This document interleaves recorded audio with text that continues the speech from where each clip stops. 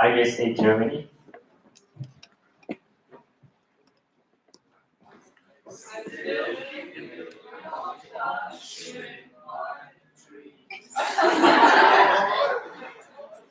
IVSA Ghana. Every time I feel this, I wish IVSA India.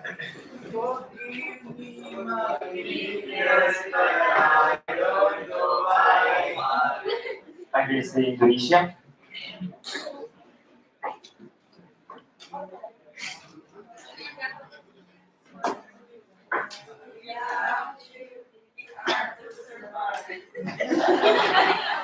IVSA Ireland.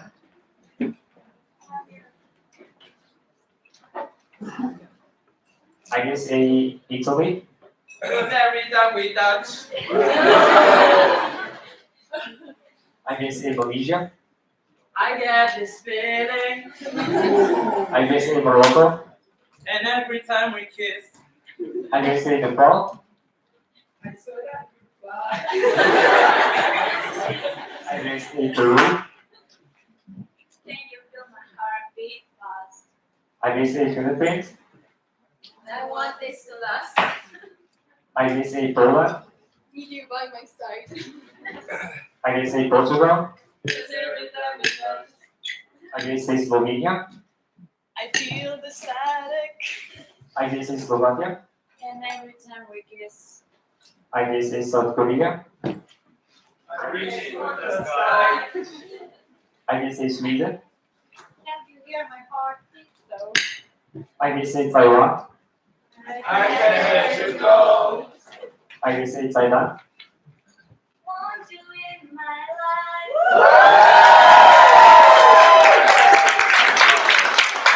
IVSA the Netherlands.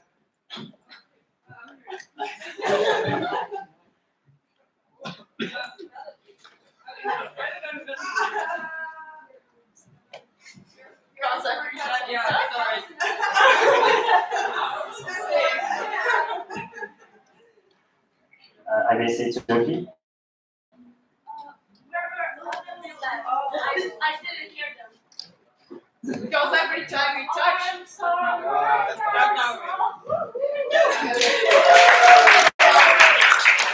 IVSA USA. they think the dollar's been around.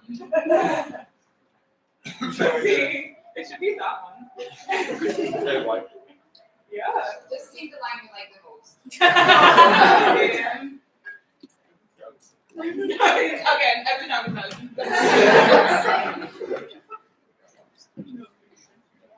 Okay, so we are at 52.38, so we have one.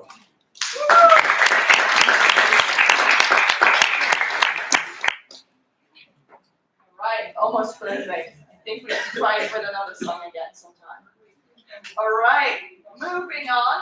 On the agenda are nominations for president position for the term 24-25. Are there any nominations? Jump and visit LPD number 81. I would like to nominate Avanish Gala from IVSA India for the president position. Okay. You accept. Avnish Ghana, IVSA Exco, bidding number 20, I accept.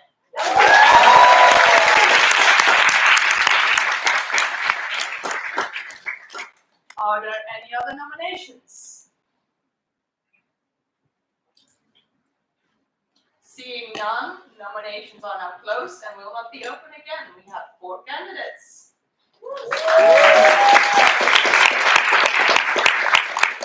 Right, exciting. Moving on to the next one. Nominations for secretariat position 2024. Are there any nominations? What? Pick one. Sarah Carlo, I would say Thailand, bidding number 84. I would like to nominate John Peg, I would say Taiwan, for secretary position. John, do you accept? Jump and visit Taiwan, bidding number 81. I accept.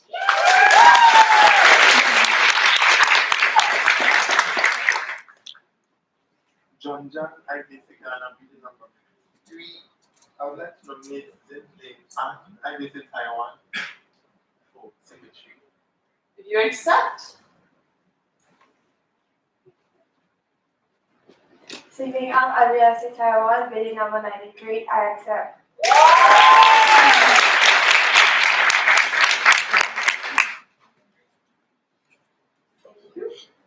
Techno Composer, IVSA Netherlands, bidding number 73. I would like to nominate Melissa Kui from IVSA Turkey for the secretary position.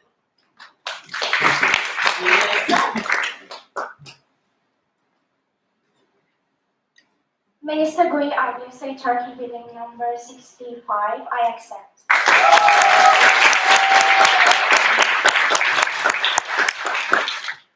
Susan? Susan Ariel, IVSA Nepal, bidding number 86. I'd like to nominate Isan Acharya from IVSA India for the position of secretary. Do you accept? Do you accept? Ishan Acharya, IVSA India, bidding number 44, I accept. Okay. Candidates? That, yeah. Alice? Susiawati, IVSA Indonesia, bidding number 2, I would like to nominate Matilda from IVSA Portugal as secretary. Matilda, do you accept? Matilda, IVSA Portugal, bidder number, I think it's 63, but it's even. That's good. It's 63. I accept.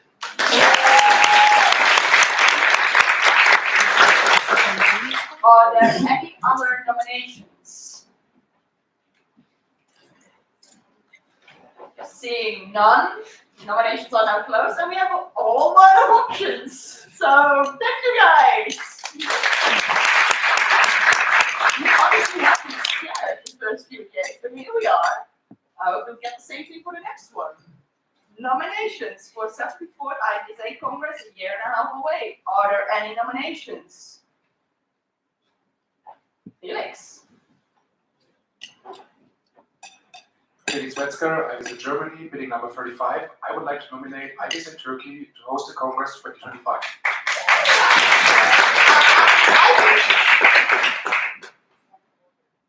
Point of order. IVSA Exco, point of order, we are currently at nominations for, and we are missing, agenda. For 74th IVSA Congress and not 75th.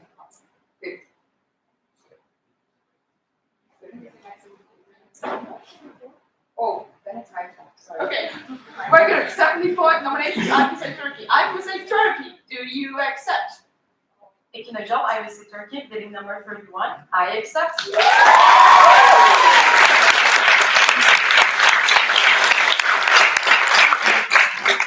Are there any other nominations?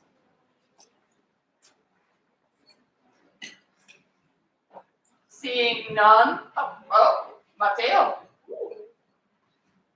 Matteo Carnevale, IVSA Easy, point of information.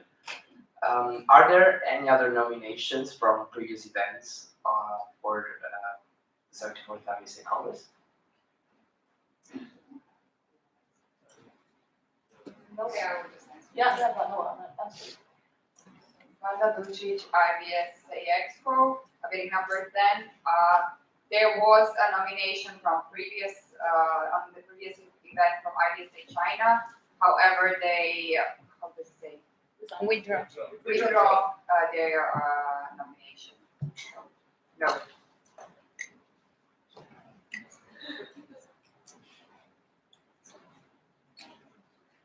All right, are there any other nominations? Seeing none, nominations are now closed, and we're moving on to the next point.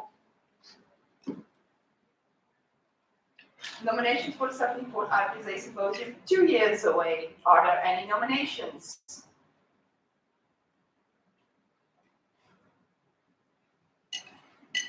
Seeing none, nominations are now closed and will be open again in RGA in Peru. Oh yeah, oh wait, I made a mistake. They are not going to be open again, they're going to be open for the rest of our GA session, so still have time. Think it over. Bye bye. All right, so seeing none, nominations are now closed. And I'm moving on to the next point on the agenda, which is events inclusivity proposal. And I would like Roma to help us out.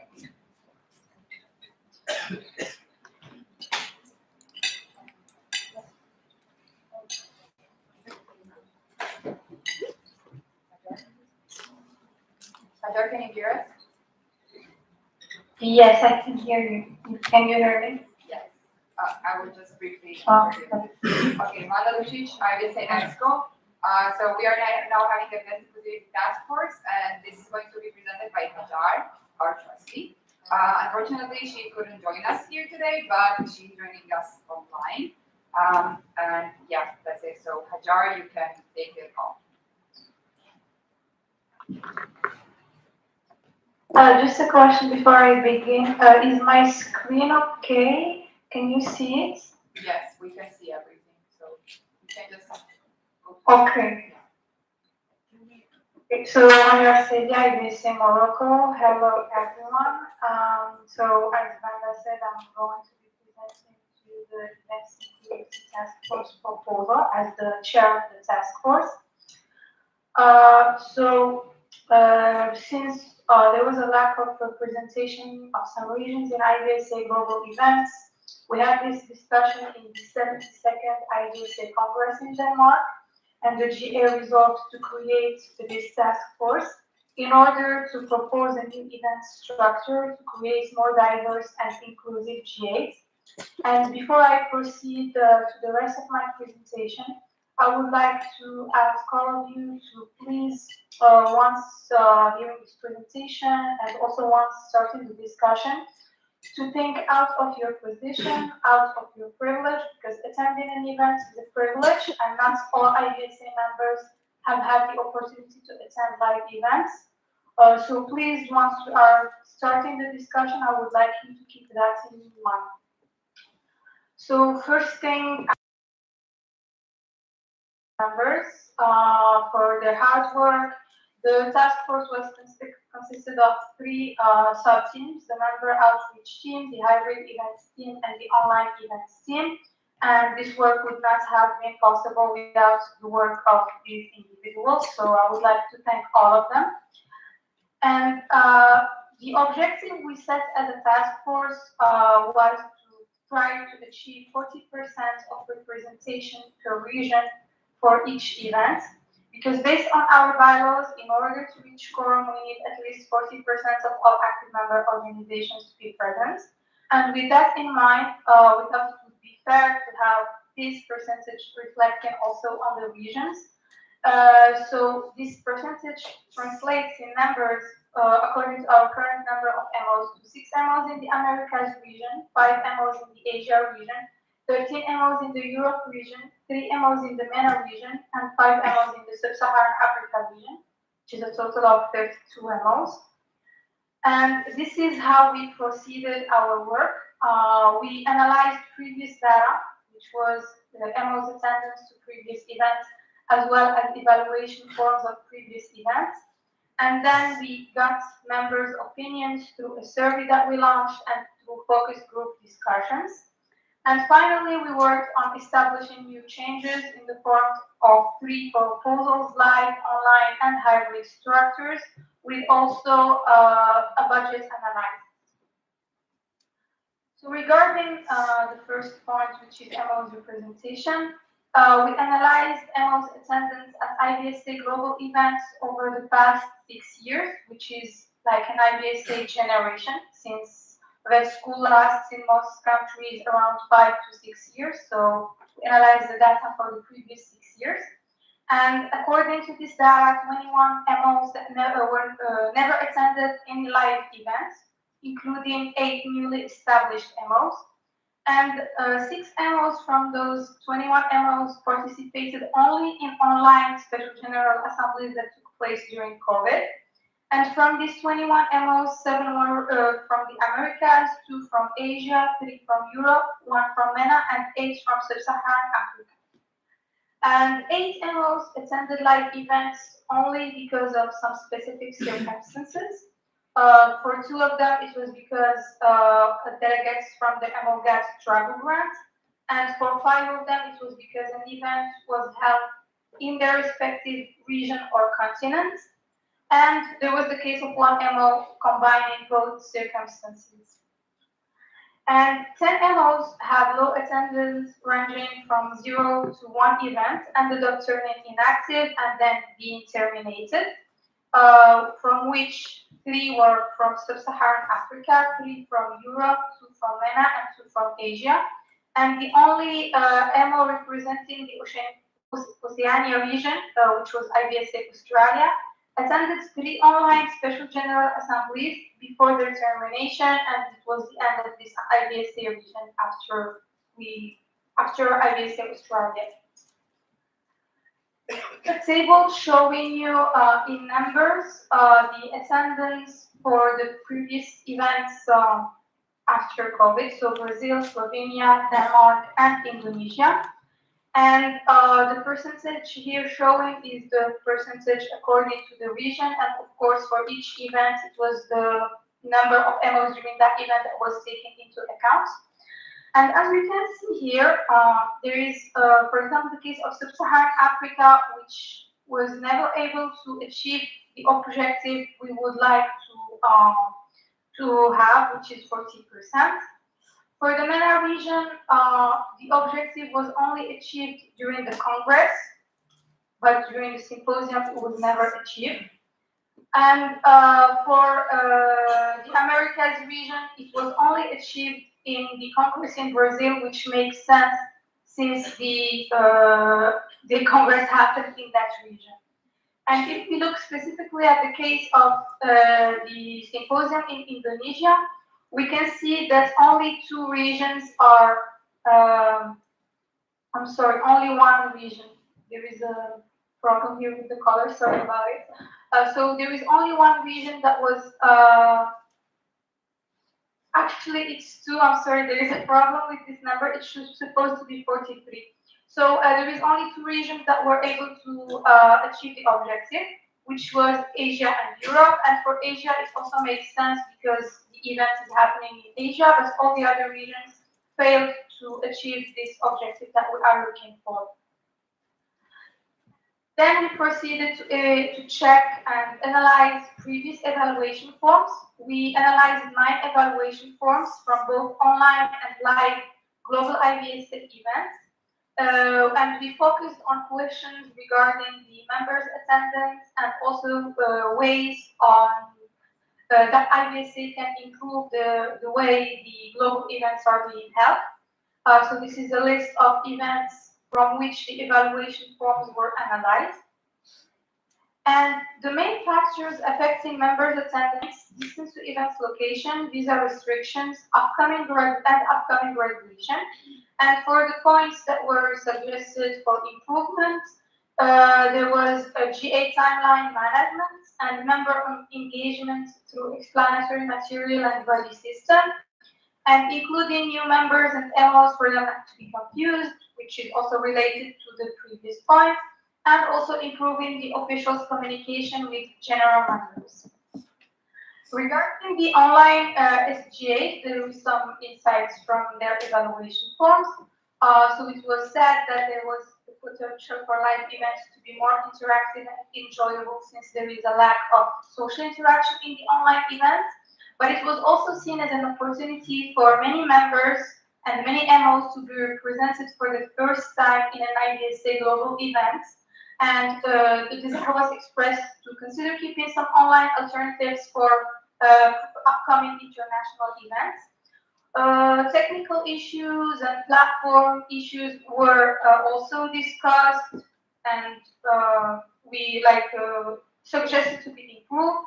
Also offering recordings of lectures and workshops, and of course incorporating more social activities and interactive workshops, accommodating different time zones, and using the chat and storing quizzes and preparatory meetings and tutorials to improve the members' engagement.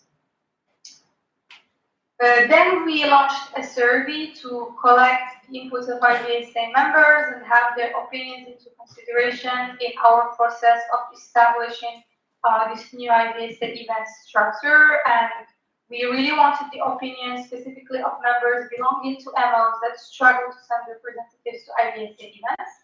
The survey was open from the 24th of September till the 24th of October and consisted of 17 different questions. So here is a general view of the responses we got. We got 459 responses. This is the representation of how they were according to regions.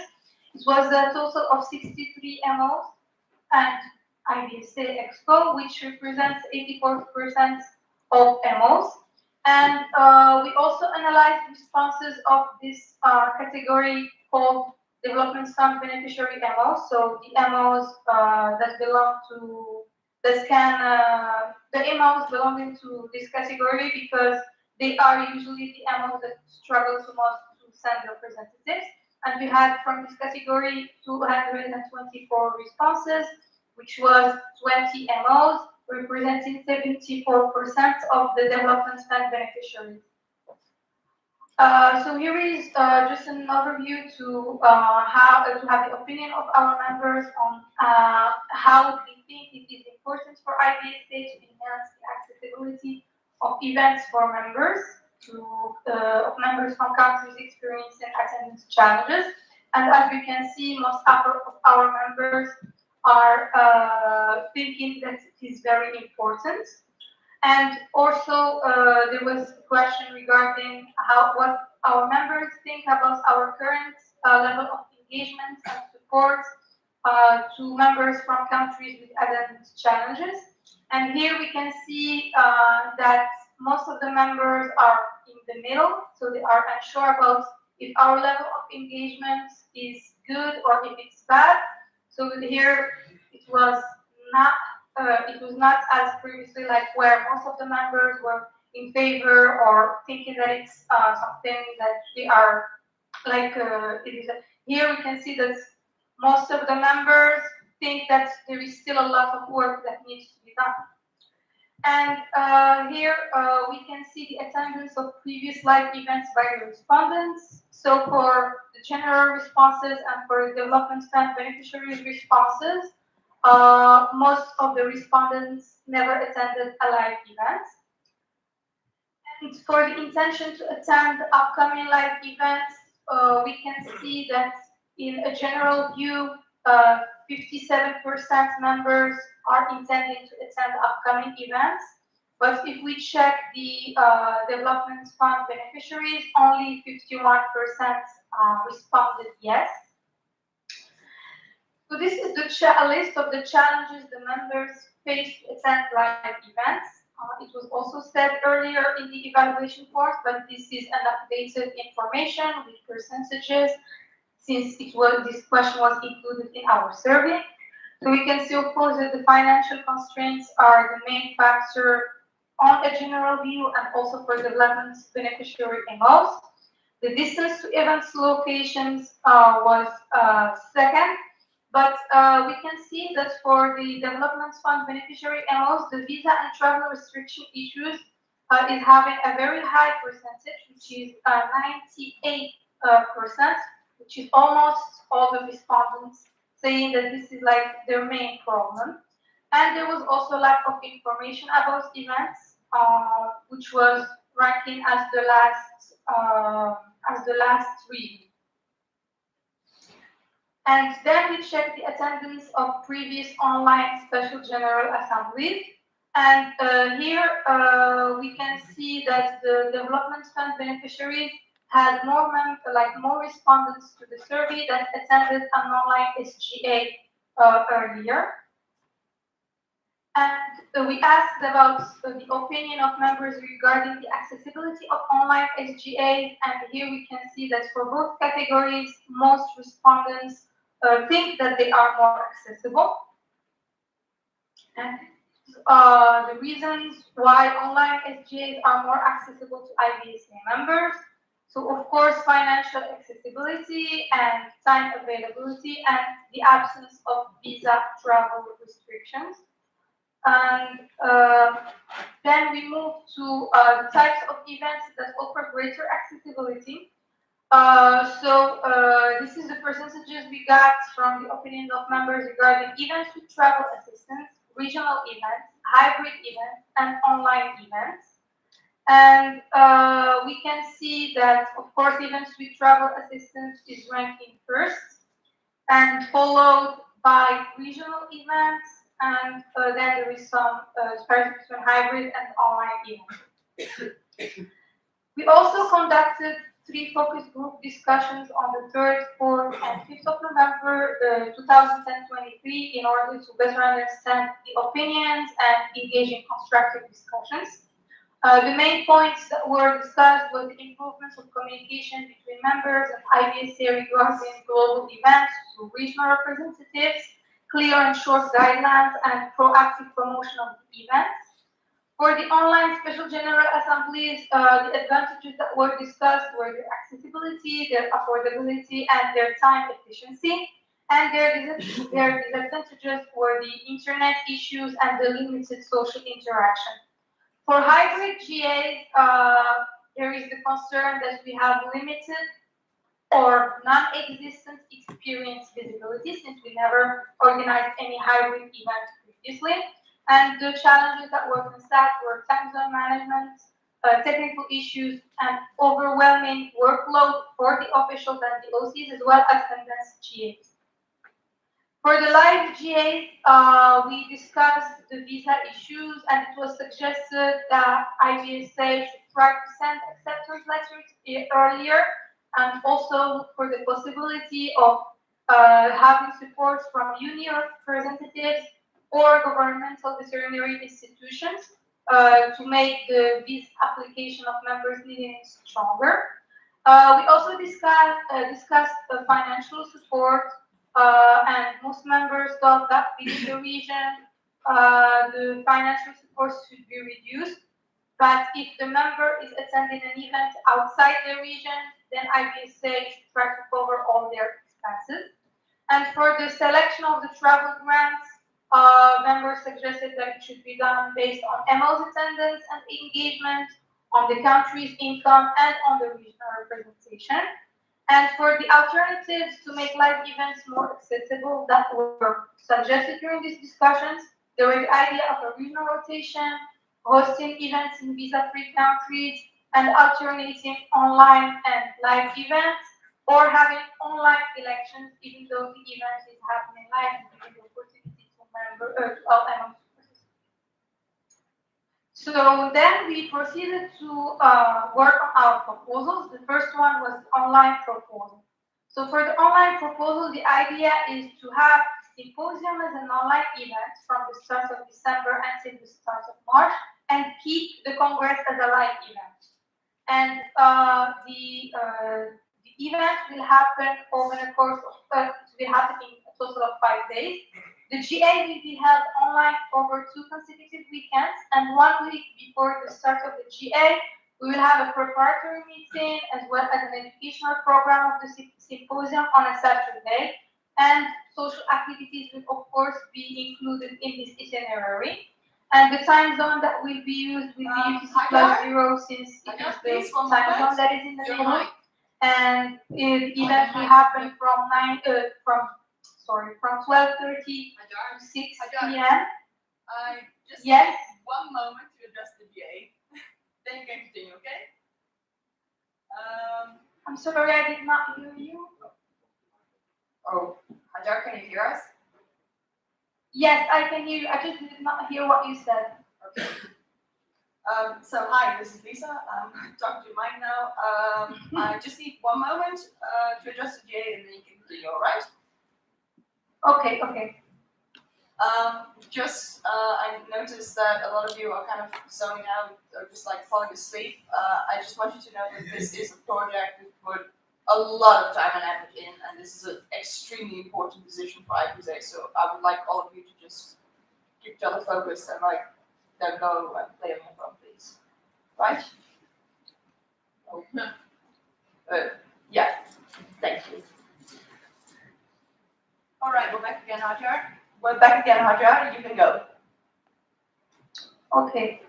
So as I was saying, the first proposal that we looked into was the online one, in which we would be having the symposium as an online event and keep the congress as a live event. And the event will happen the GA will be over 2 weekends, and there will be 1 week before the start of the GA, in which we will be having a preparatory meeting and the educational program on a Saturday, so it will be a total of 5 days, and some social activities will be included. The proposal was sent to you, and there is the detailed itinerary in the proposal. And the time zone will be UTC +0 from 12:30 to 6 p.m., which is the time that which is the time frame that is most accommodating for all the regions. And the potential platforms would be Microsoft Teams, Zoom, or WebEx. For regarding the online organizing committee, the presidents of the OOC shall be selected by the GA 1.5 years prior to the symposium, and the other members of the OOC will be selected via an open call from IVSA. And the OOC shall present at the Congress prior to the event the following information, which is the dates of the symposium, the maximum number of delegates, the platform, the budget, and the members of the OOC team. Regarding the registration, it will happen through an online registration form, and the number of delegates will be set based on the limitations of the platform, and the event will be free of charge for delegates. So this will be similar to the general assemblies that we had during COVID. And for the voting rights, a new category of membership status will be introduced, which is the candidates voting member organizations. So this category of MOs will have the right to vote only on online symposium, and to be eligible for voting rights, candidate MOs must attend a complete session of online general assembly. And for the quorum for the Congress, it will stay 40% of all active MOs. But for the online symposium, it will be 40% of active and candidates voting member organizations, since we are having this new category that is only allowed to vote on the online symposium. And for the voting, they should happen in a separate session room to ensure that only voting delegates can cast the votes of their MO. So it will be similar to what we had during COVID. Regarding the EXCO live meeting that usually happens during the symposium, we conducted also a small survey on IVSA officials to see how they think that these live meetings impact their work. And the majority saw that there is a positive impact of the live meetings on their work. And moving to online symposiums may negatively affect their work, since they will not be meeting during the whole year.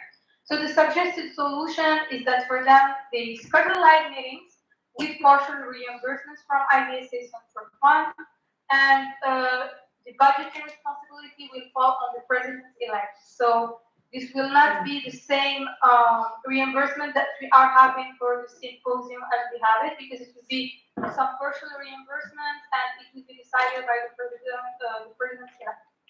And for the sponsors that we reached to, all of them were fine with us moving to have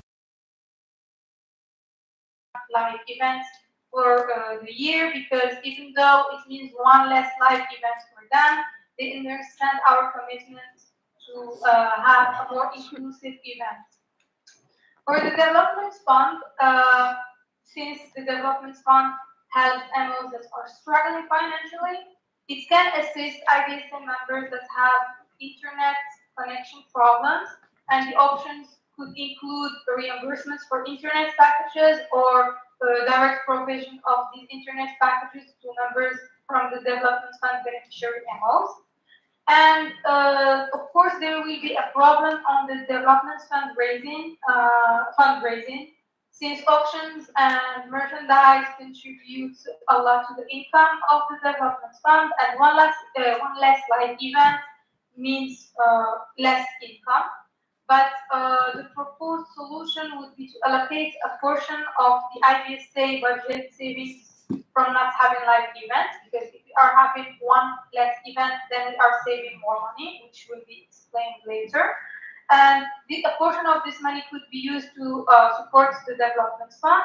And also, we can have additional online fundraising through donor box. I think most of you would be familiar with donor boxes. It is what is used now for you to make some payments for the merchandise and later for the auction items that we are getting. But it is allowing us also to do fundraising. So during the online events, we can also be having some online fundraising through donor box. Then the second proposal that we worked on was the hybrid proposal.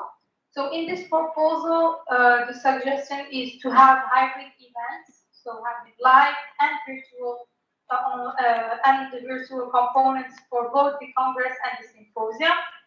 And the itinerary will be that we will be having the GA, EO meeting, and preparatory meeting held in a hybrid format over 2 consecutive weekends.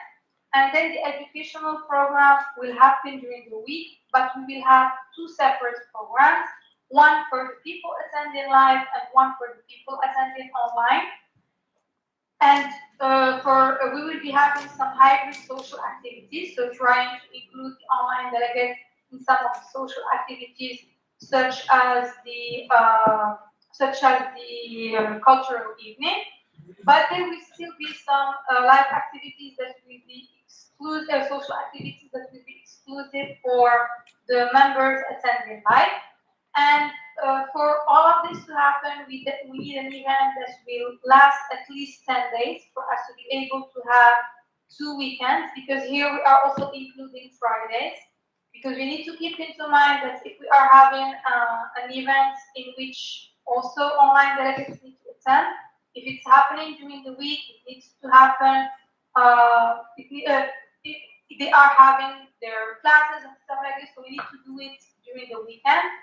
And 1 weekend is not enough, and so we need to combine 2 weekends and then have this week in the middle in which we cannot do a lot of stuff with the online data. And of course, this brings us to one of our major problems with this proposal, which is the time zones adaptation. Because we tried, if you check the proposal, to see how the GA, if it starts in different times in Indonesia and Peru, how it will translate for other regions in their time zones. And there was a lot of problems because there was no scenario in which it was possible to have a GA starting and ending in a time that would be convenient for people attending live and for all the other regions that are attending online. You can check, there is like 2 tables in the proposal, one for Indonesia and one for Peru, so you can see it clearly. But this is the major problem with this proposal, because it is just not possible to have an event happening and having it happening on a time that is convenient for all the regions. And for the organizing committee, it will need to have an additional team, which is the online team, which will be comprising at least 4 members. And this team would be selected via an OC's open call 8 months prior to the event. And the responsibilities of this team will include preparing the online educational program, since it is a separate program, organizing, participating in the organization of hybrid social events, and this team will be the main contact for the online delegates. We investigated some platforms to conduct hybrid events, and the problem with all the platforms is that they are very expensive. If you want to have a true hybrid platform that allows you to have this interaction between online and live delegates, and if you want to do the whole setup, it is very expensive. You can also check in the proposal the numbers, everything is given in detail there. And for the registration, it would be split into a virtual and in-person segments. So we would have 2 application forms for delegates.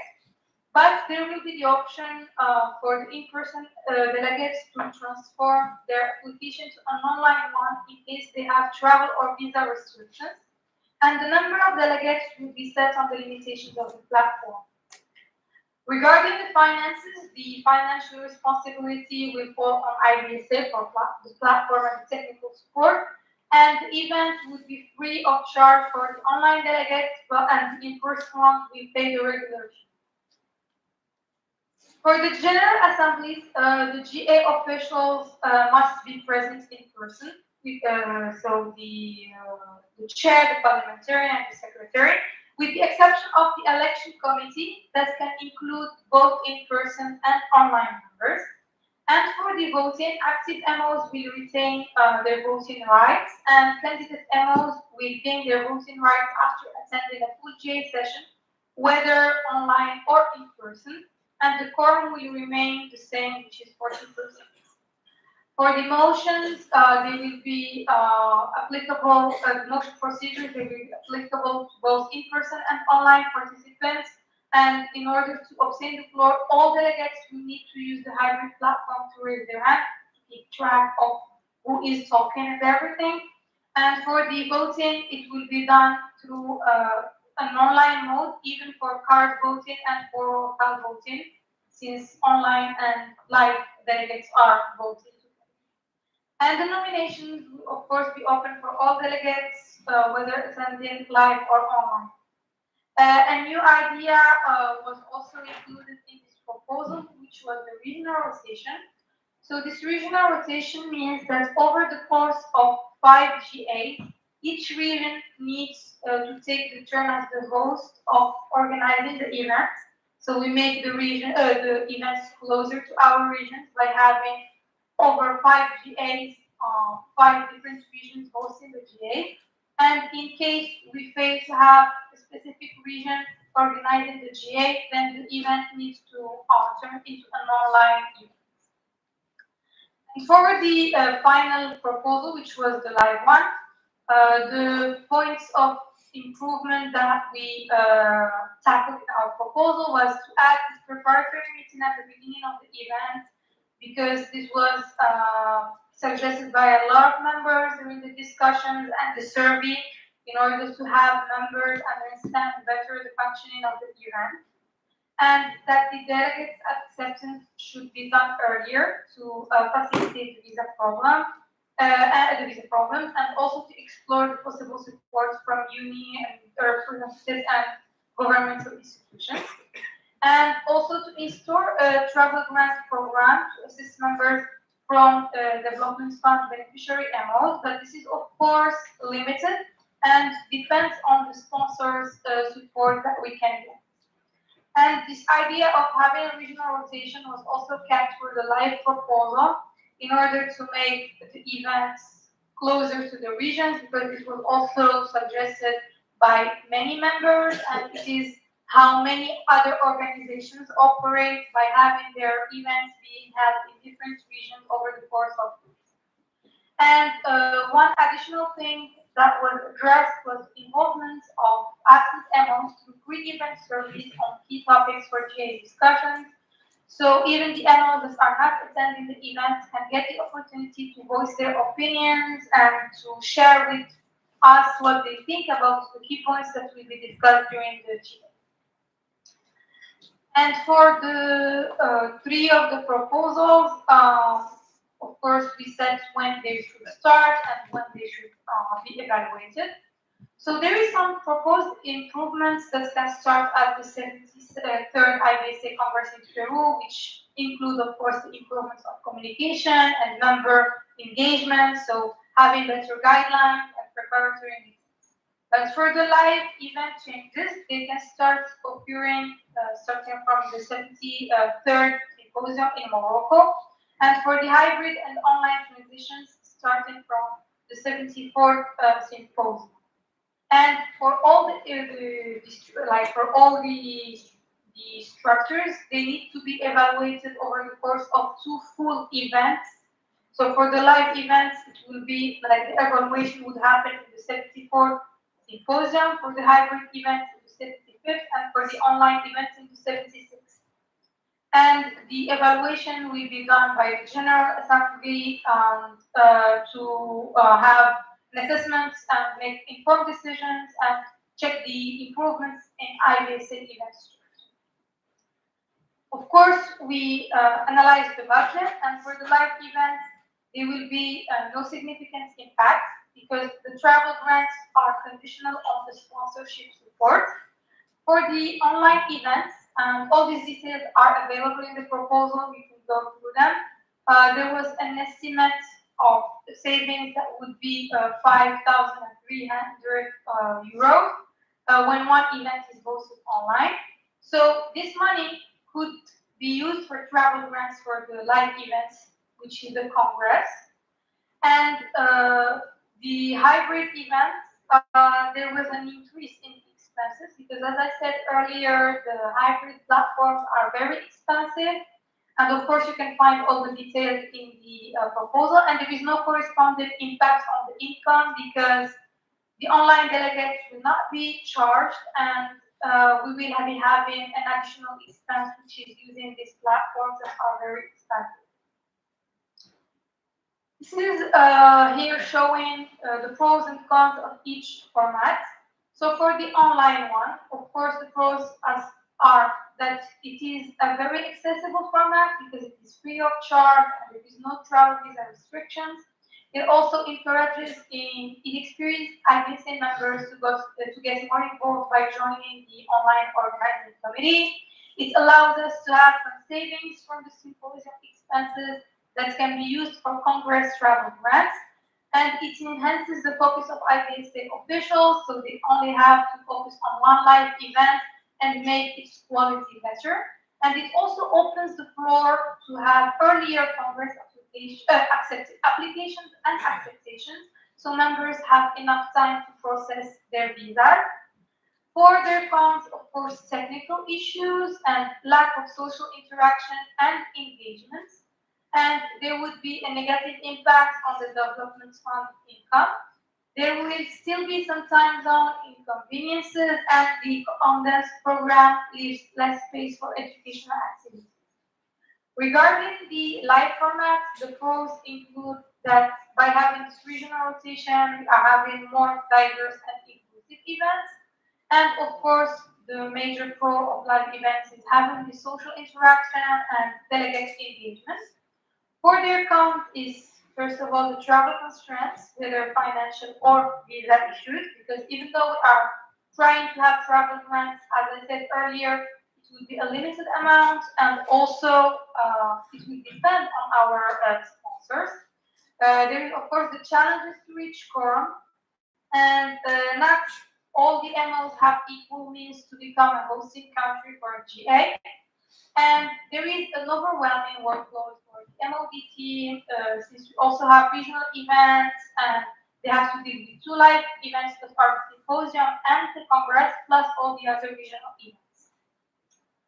For the hybrid format, the pros are that it is accommodating members that have financial constraints and or visa restrictions, but that are willing to adapt to the time zone of the events.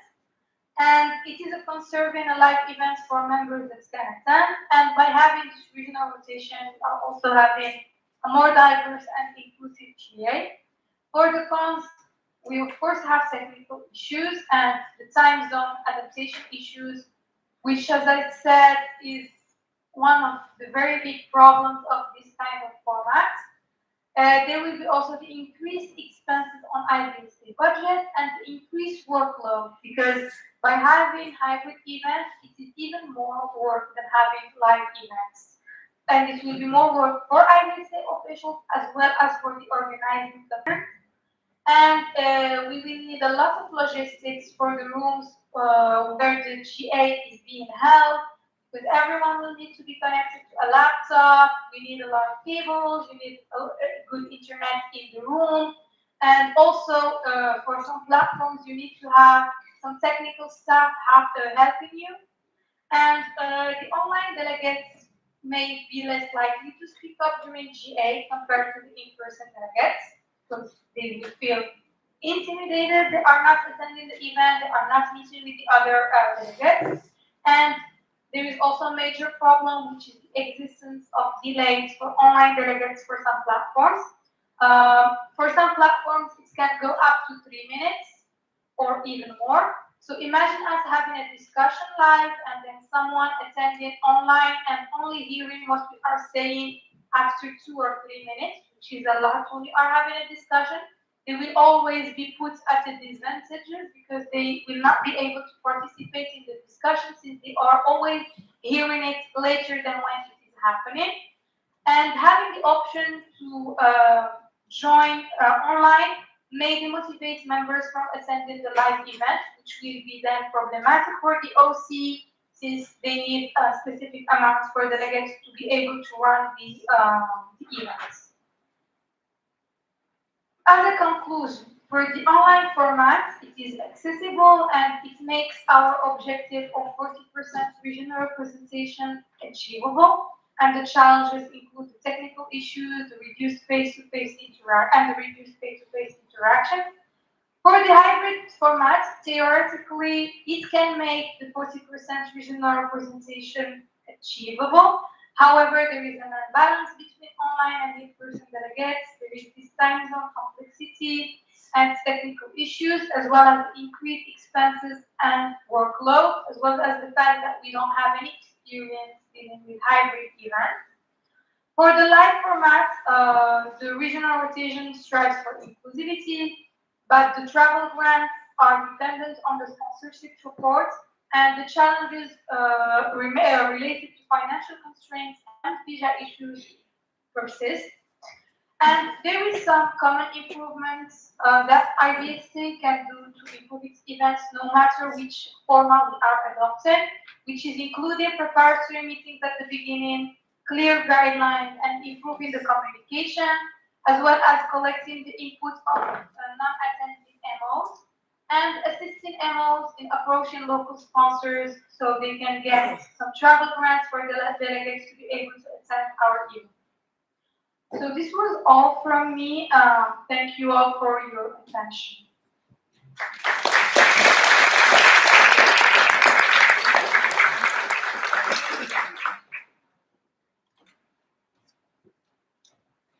All right, thanks a lot, Hajar. Okay, guys, that was a lot of information. Very important information. You have also been sent this in advance, so hopefully you've all read it. Just another reminder that this document is also on your delegates drive, so if you just quickly want to see some of the tables Hajar just presented, you can find them there, also to just quickly look things up. So what we're going to do right now is I'm going to open the floor for questions and discussion. If there's any right now, then when we've dealt with that, we'll go to buddies so everybody can discuss. And then there's room for more discussion because there's just a lot of information to take in, and I think we'll end up with quite some questions. So, is there any discussion? Please raise your hand.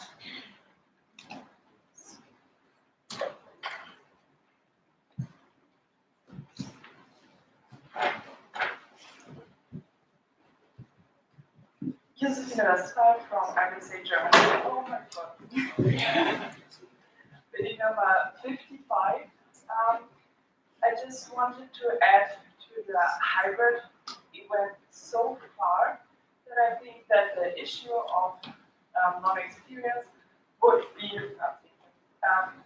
be no more an issue if we have some experience, and I think that there are some problems mentioned now which are not anymore a topic when we have some experience. So they might seem now a bit hard, but in the end, I think it's just a point of experience. So that's everything. Right. So Hajar can't directly hear the room because of technical stuff. So what I'm just going to do is repeat what you said. We'll try to summarize it. So Hajar, listen. Something that was just said right now is that with your arguments for the hybrid events, that some of the cons would likely disappear the moment you start to get more experiences with hosting events like that. Would you like to respond to that? Yes. Of course, the cons related to us being able to help host the events, some of them can disappear, but the major ones are not really have a solution, which are the time zone adaptation, because there is no way for us to change the time zones of the region, so it will also always remain a problem. And also regarding having the online delegates always put at a disadvantage, because as I said, there is also this big issue of having delays between the live delegates and the online delegates in all of the platforms that we were checking.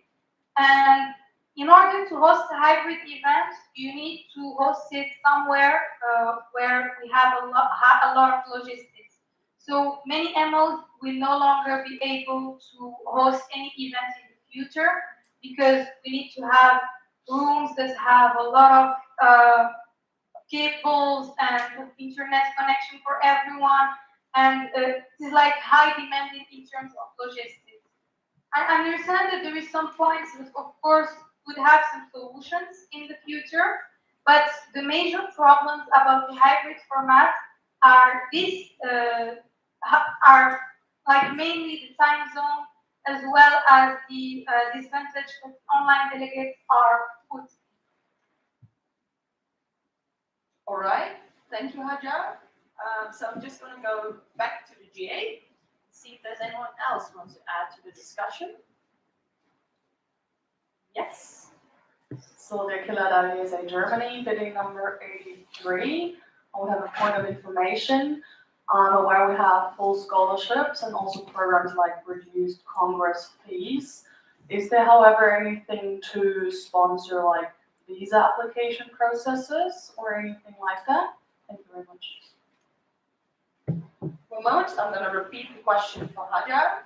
So Hajar, the question just raised was the delegate is aware that there are several scholarships being offered by IVSA, and she's wondering if there's also funds available or scholarships to help support visa application procedures. And I'm going to let Vanna answer that right now. Vanda Lucic, IVSA Expo, meeting number 10. So this is something we've been looking into on how to help it, but what I would like for you to all keep in mind is that last term we were going to WOA, the World Organization for Animal Health General Session, and there were several members that were supposed to attend it in Paris from India, and I guess from Nepal as well, but I think it's India. And we had an issue of getting visa for that, even though WOA, as an organization, sent a letter to their government. Their answer was that it's not reliable enough.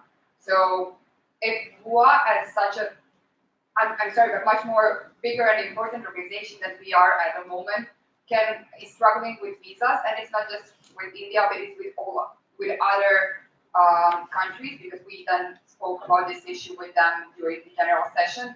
I'm not sure that we can do that much that they would consider IVSA to the letter or whatever as important. All right, I hope that answered your question. Are there any more questions or any other points? Yes. I'm John Penneves, I will be number 81, and I just want to ask about the position of the sponsor, because it was briefly brought out about that they are fine with the adapt to an online structure, but I wanted to know if we got into this proposal, if we adapt to a hybrid event structure, how will the sponsor react to this? So I just want a brief explanation of this.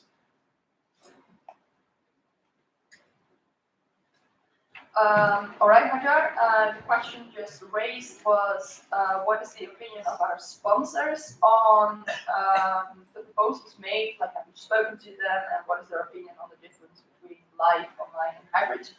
I'm going to let Susanna respond to that, and then maybe you can add later.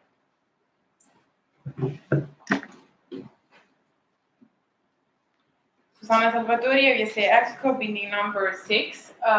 So we've recently been in contact with our sponsors regarding these bigger change inside IVSA events structure, and all of course we would tell them, we told them that we still have to come up with a solid proposal, and we were evaluating each different opportunity.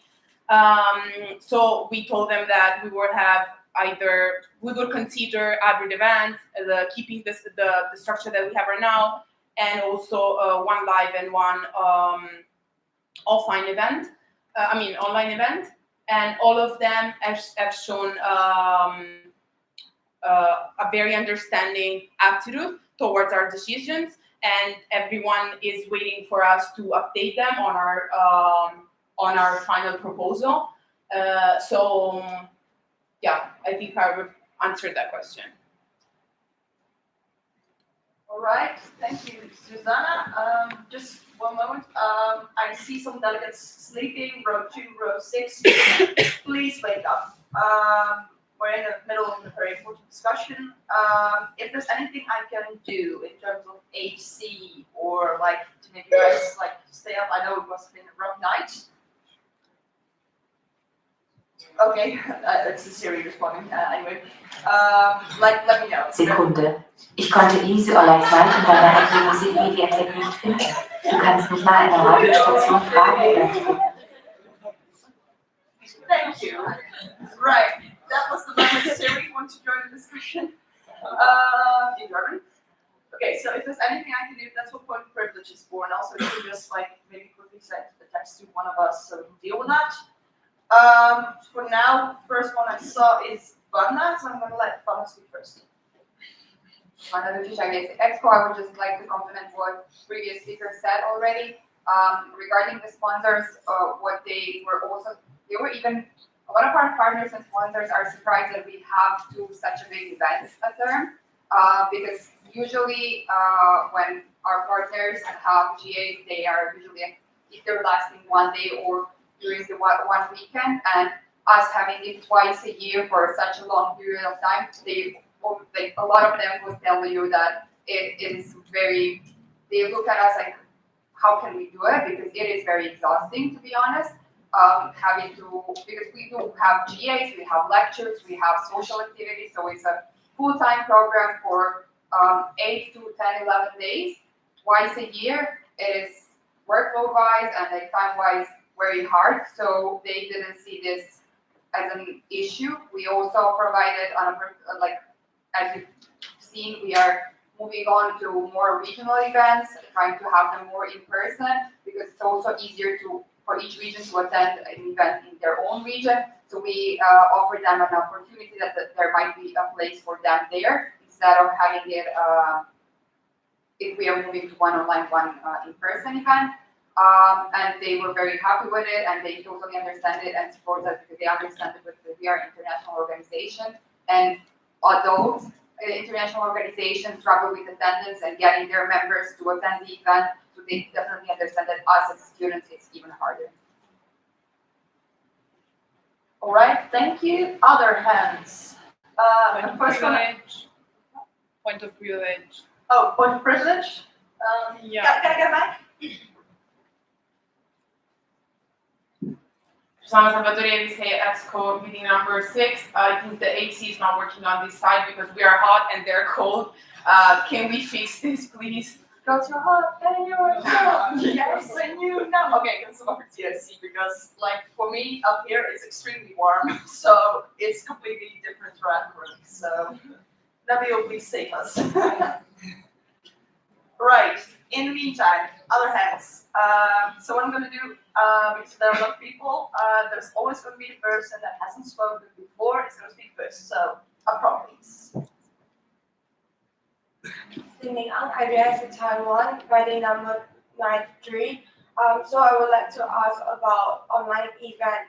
I believe that some delegates sitting here, the reason of some delegates sitting here might be because they are able to travel. So if you are doing an online event, do you have any solid plans how to attract members like without any position in their local chapters or maybe their MOs to attend online event? All right, so I'm going to repeat the comment again, question again for Hajar. So the question on the floor is that right now, for example, we are in Bali and a lot of people join this event because they want to travel. So when we have an online event, how are we going to accommodate for, well, basically this element not being involved, and how are we going to keep people interested? So I'm going to let Hajar answer first. So Hajar, please go ahead. So we need to understand that the main important thing about this event is having our general assemblies. Of course, the social aspect is very important because it makes us interact with other people and get to learn other cultures. But we have exchanges for this, and we also, in like what we are willing to do is trying to have live regional events for all the regions, and we are still having one live event, which is the Congress per year. But by moving to an online symposium, we are offering the opportunity to the members that don't have the possibility to travel to also participate in the decision making of IVSA. Because during our GAs, we are making decisions that have an impact on all our members. And it is unfair that for some members, just because they are having travel issues or financial problems, they never get the possibility to voice their opinions and to participate in the decision making.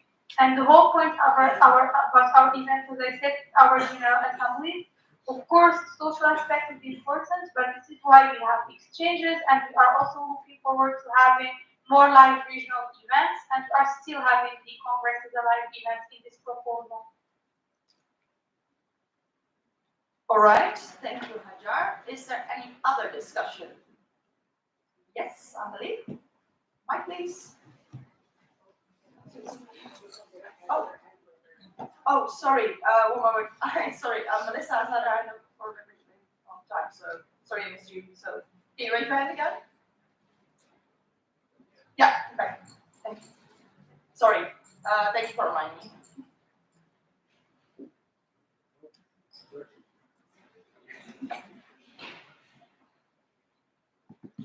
Hello, Melissa from IVSA Turkey, bidding number 65.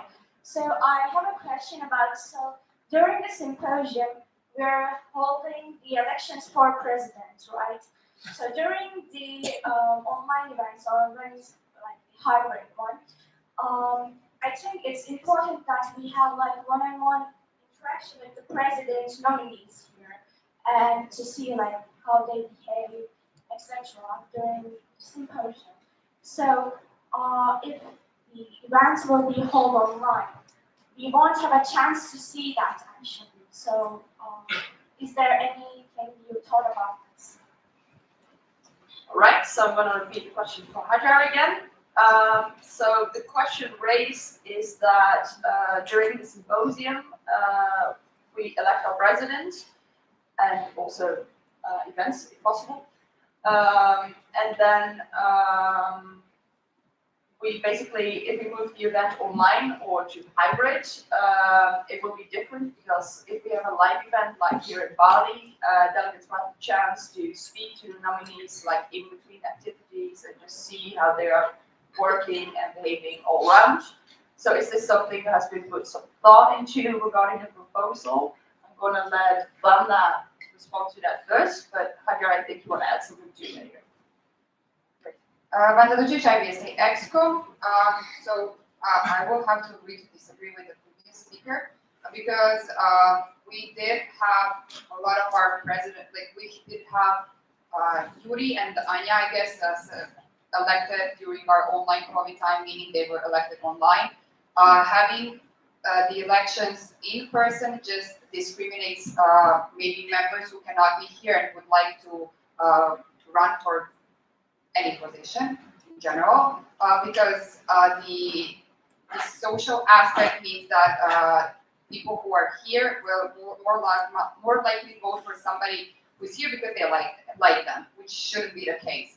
Also, I believe that members who are running for the president should be the ones who are well known to the IVSA community, in general, because either they were doing things in the past, they were part of the officials, task forces, I don't know, that did different things, being a part of the OC for of different events and so on. So in my personal perspective, I think that having the elections online is not a disadvantage. I think it's an advantage because members would then consider everybody who wants to run for the position, regardless of the region and so on here in, to be elected. And yeah. Right, Hajar, do you want to add something to that? I think Vanda answered the question. I just, sorry, Hajar said IVSA Morocco. I just wanted to say that we still have, like, even now, if someone is interested in running for the position, the delegates could have nominated them even if they were not attending, and even if they were an active IVSA member that were doing a lot of work and that were not able to attend this particular event. And that, as Vanda said, this would have put them at a disadvantage because other people are attending the event live. So this is not really an issue. All right. So anyone wants to respond to that? I see Dima. Oh, okay. Is there any other discussion? Okay, Timo first. Oh, Amalie was first, sorry. There are so many hands, so I'm getting a bit confused. Thank you.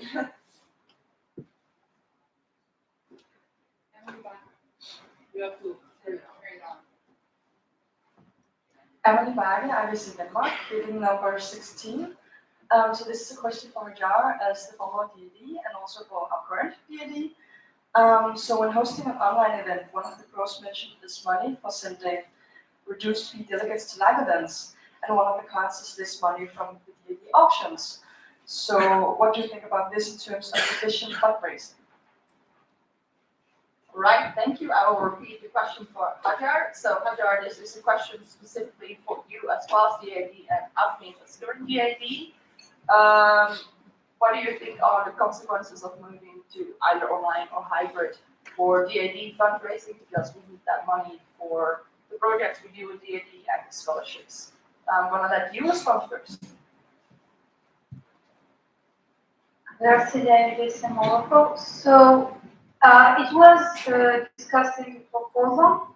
Of course, having one less live event means less opportunity for the development fund to raise money because we will not be having auctions and selling merchandise.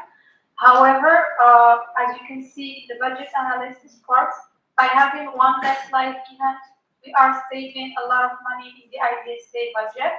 So this leaves a room to give a proportion to the development fund as a solution. There is also the possibility to improve our online fundraising. We have been working on this since the past year by using donor box, trying some campaigns there. And during an online event, we can still have some room to talk to the delegates, set some objectives for the development fund, and have online fundraising during the event by using donor box, which will also be able to we can let delegates know the percentage of money that we raised from the objectives that we had, depending on the projects that we are having, and delegates can contribute directly to a project that they are interested in. So we just need to work on this. Of course, it's not going to be easy from the beginning, but we are already implementing this use of donor box. So we just need more work. And as I said, there is always this proportion of money that would be taken from the savings we are making to help with the development fund project. All right, thank you, Hajar. And I would like to ask Agnes to respond. IVSA Exco. The previous speaker covered most of the points I was going to talk about. And like they said, that it will be a challenge at the beginning, because we adapt to online fundraising. We'll be looking at new avenues to raise funds. But the development fund also has other projects that are used to raise funds. I will give the example of the Be Kind Award. The Be Kind Award is something that we've been doing for this term. It is run all year long, and we will be raising funds to that as well. So we are also supplementing our income from the events as well as normal fundraising stuff. So it will be a challenge in the beginning, but we will get adjusted to it over time. Thank you. All right, I see someone else wants to respond to that. Maya Kelly, IVSA USA, bidding number 1 and 2. So I haven't talked to Vivian about this. I don't know. Oh, sorry, I'm not close enough. I don't know Sava's like USA like Sava's like opinion on this, but just from like different conversations I've had from the delegates here, I feel like having an online event, whether it's hybrid or even like fully online, would kind of be an issue due to not only the time difference, but the way. Sorry, I'm gonna have to put on my mouth. I'm so sorry. But the way that like things like our school systems work in the United States are not as lenient for us like taking time off for different things. So like, let's say like us coming here, we're excused from school. But like if we have like an online like weekend like for like a bunch of hours at a different time zone, it would be harder for us because technically we wouldn't be out of school. So like that would be us doing the 12-hour time change while also studying for exam, while also doing assignments. So like we wouldn't be able to get excused if we're not going somewhere, if that makes sense. And so that would just make it harder for us. And then Point privilege? Can we change the microphone? Yes, I was going to say that. Okay, sorry. I literally just had it on my mouth. Okay, continue. Oh, this is better. So it's just like feasibility, like they may have like discussed this in a different way, but like that's just like my opinion because like I got excused from school. I don't have any assignments due because I'm sitting at home on computer for hours. Like it just makes it harder. I don't know how schools work for you guys, but we don't really schedule our exams like whatever. So like I'm missing 3 exams being here. Me being excused from school, I'm allowed to like come back and reschedule it. But if I don't have a legitimate like trip or like something to go to, they're not gonna give us that type of excuse. But yeah, I know like US is very different. It's like 4 years. It's like a completely different scenario, but like that also just makes it harder for like the 32, 33 schools that we have to have an attendance for people to go. All right, Hajar, I'm just gonna repeat the point that was just made. So a delegate, just coming from the US, raised concern that in case of online and hybrid events, due to the way their education is scheduled and due to the time zone differences, it would be especially hard for their members to attend because they usually have assignments and other things to study for during the weekend, which is just not compatible with the hours. Do you want to respond to that? Yes. Hazrat Vijay IVSA member. Of course, there is some inconveniences to the online format. They were mentioned. We will still have time zone inconveniences. However, we try to put the timeline of the events happening, like the itinerary, the proposal, in a way that would be most convenient for all regions. And it is gonna last over the course of 2 weekends and a half. Yes, there is still like the problem that if you are having an exam during this period, then it will make it very difficult for you to attend. But this is, in my opinion, this is not really an issue just about having online events, because even if you are having a live event happening during the period in which you are having studies, you can ask your university to go somewhere so you don't have to study, but you still have exams to take after and everything else. So in my opinion, this is a problem related to just the way our education works as a whole. It's not really something that we can address specifically. Of course, we are trying to accommodate different time zones. We are trying to make it work for everyone, but there will still be some inconveniences to some of the members. Right, thank you, Hajar. I'm just going to let Vanna make an addition to that. Vanna Lucic, IVSA Exco. I would like to say that having it online or hybrid, since we are talking actually more online because the online is planned for Saturday, Sunday, and hybrid is planned Friday, Saturday, Sunday. It's more, I would say, even more convenient for people who do have classes and exams because the plan is to have it. I don't know if you check the schedule over a course of 5 hours, if I'm not wrong. So it would be 5 hours on Saturday, 5 hours on Sunday, and you could still attend your exams. You just need to manage your time a bit better. It is hard sometimes, I completely understand it, but I think there is much more people who cannot even get the time off at all to attend it in person. So with that, I would say that this we always have exams here in grad school. But in the end, this might be a better solution for people who could never take the time off and just remanage their time studying and everything, because it would be generally 5 hours of 1 day, meaning that you still have other part of your day to do other things. All right, I see some people struggling staying alive. So what I, the chair, would like to do is to entertain a motion to go into a 10-minute recess. Can somebody help?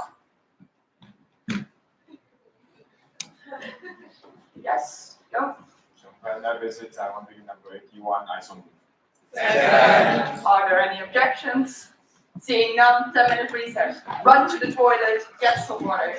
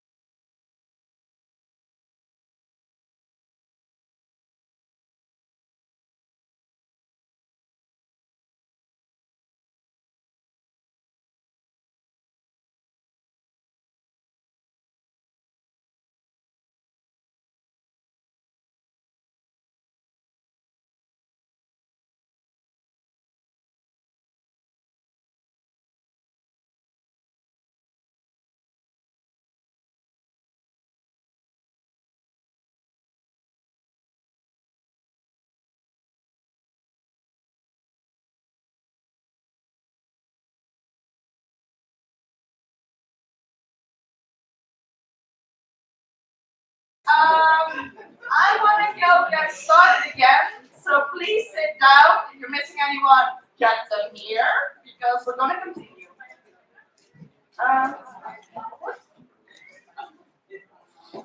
Yes? We just need a few more minutes. Okay, a few more minutes. We're doing But please sit down, like, don't leave. Please collect everyone. Yeah, Don't catch them all.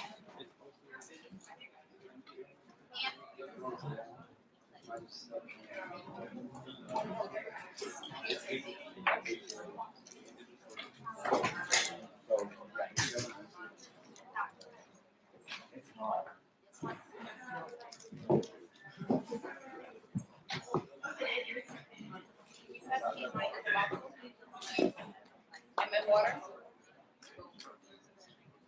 So in the meantime, I'm just gonna give you an informational point of Brandon. I probably brought it up before because you guys are probably seeing me and like people from like on their laptops and phones all the time. That's because we're processing feedback in real time. So like comments from you guys about like disease and things like we're dealing with that at the same time. So I'm not playing a game. I'm too busy, but I'm dealing with it. All right. How are we doing, Slovenia? I'm waiting for Clara. Slovenia. Slovenia. Sorry. What did you say? Slovakia. Oh, Slovenia. Yes. I'm just waiting for Clara because we have like two-factor authentication and I Oh, don't have. yes. But I can get started, right? We're not going to vote right away, so. Okay. Okay. Seeing that everybody's here again, and Hagar is also hanging in there, the GA would like to call the meeting back to order at 15:27 UTC +8 Bali time. Yes.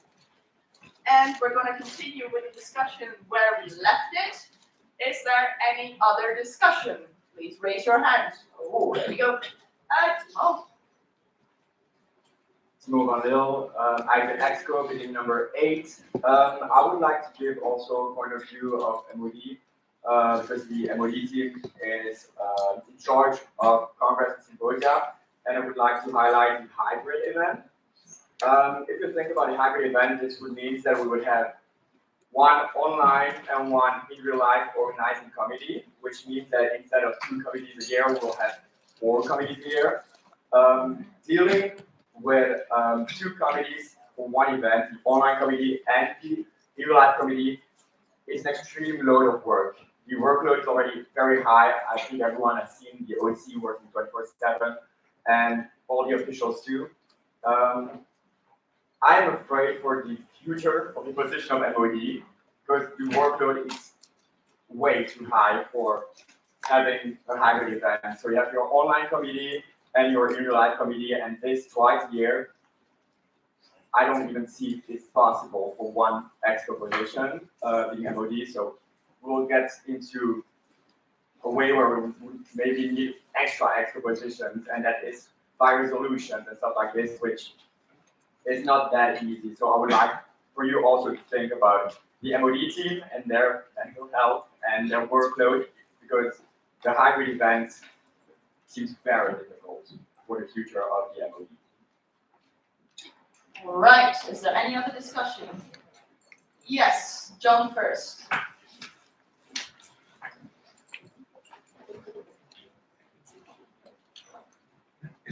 John, IVSA Ghana, meeting number 15.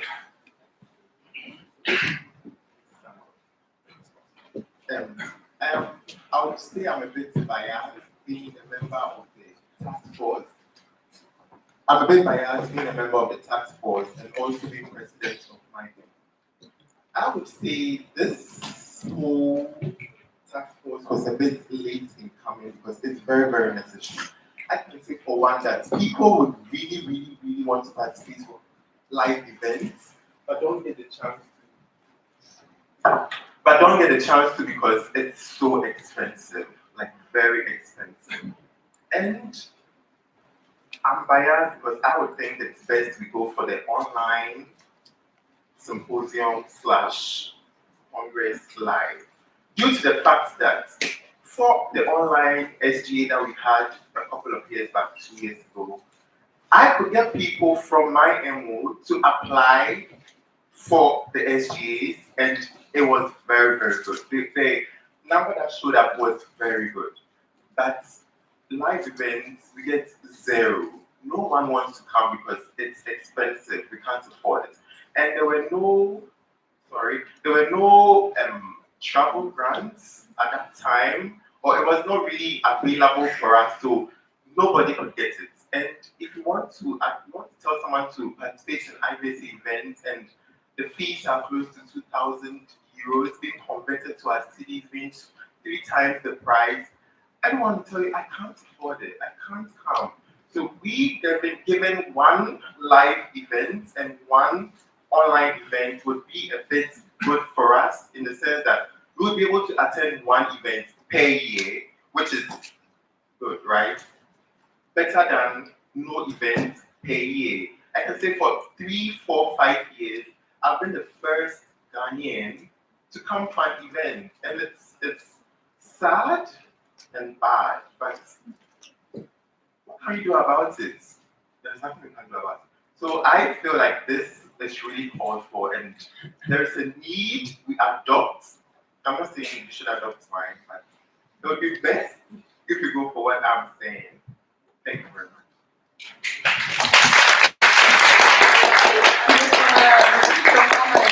I think Hajar already heard the applause. I'm just curious.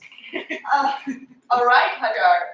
So the point our delegate just raised is that for people from SMO, attending a live event is so extremely expensive that it's near to impossible for them to attend the event.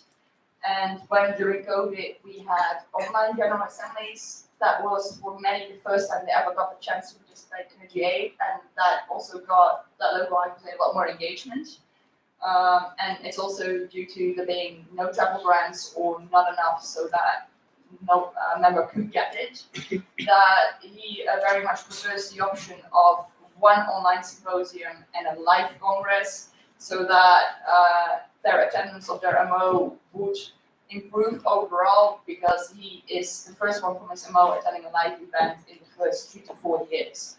Would you like to respond to that? Because your hand is still up. Hello, Mr. Morocco. I would just like to thank this delegate for giving his opinion. This is literally why we are having this discussion, because for the past years, when we had this online general assemblies during COVID, we noticed that there was a lot of engagement from some members that were never able to attend the live event, and that were not able to do it after COVID was done and we started having live events again. So it is really important that we try to include all our MOs, especially the ones that are willing to participate and put their opinion. So this is why we are having this whole discussion, and I really hope that we'll be able to come up to agree on a solution that would work the best for all our members. Right, thank you very much. Is there any other discussion? I think there in the back is the first one. Number 29. I agree with the opinion from the speaker just before. Like, I see all the positive points that speak for an online symposium. I just want to ask like one organizational question. What are you planning to do? Because like when we hold it online, does everybody have their needs their camera to be on? Is it stable with the internet connection and with everybody? Because some might get kicked out because of that. And also, I wasn't in the IVSA during the COVID pandemic yet, so I don't know how it was. But did you have any struggles with the quorum? Because maybe at Saturday we had the quorum, and on Sunday there were like some MOs missing because of some reasons. What are you planning to do in this case? Thank you. All right, another good question. So Hagar, I'm gonna repeat the question just asked. This delegate agrees with the previous speaker, and she wants to know how, like, organizational wise, what our plan will be for hosting an online event, because they haven't attended one during COVID. Like, what can we just say about the stability of the connection, cameras being on, and maintaining quorum? just looking at my extra if they wanna, or should Hajar? Hajar, you can do it.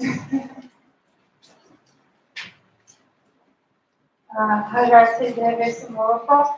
So with the proposal, we talked about the itinerary. So this is how the event will be organized, including the different activities that will be happening. And regarding how it happens, so everyone is joining the platform we are using. Sometimes we can turn the cameras on for the social activities, but it will not be required during the whole event.